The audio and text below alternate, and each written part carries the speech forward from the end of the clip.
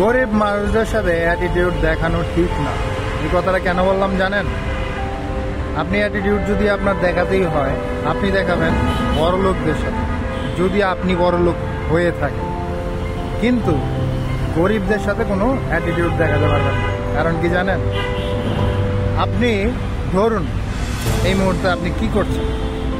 খাওয়া দাওয়া করছেন, বসে আছেন কোথাও, কি দোকানে সিগারেট খাইতে গেছেন, নাকি দোকানে চিপস খাইতে গেছেন, বিস্কিট খাইতে গেছেন, চা খাইতে গেছেন, যাই করেন না কেন, এই গরিবরাই কিন্তু আপনাকে এগুলো এনে দেয়।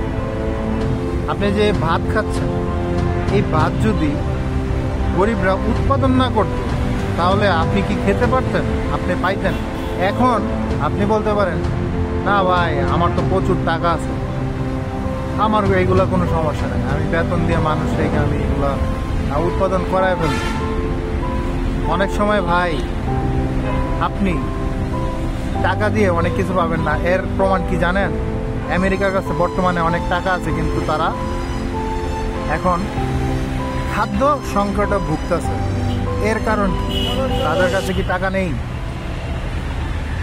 হ্যাঁ,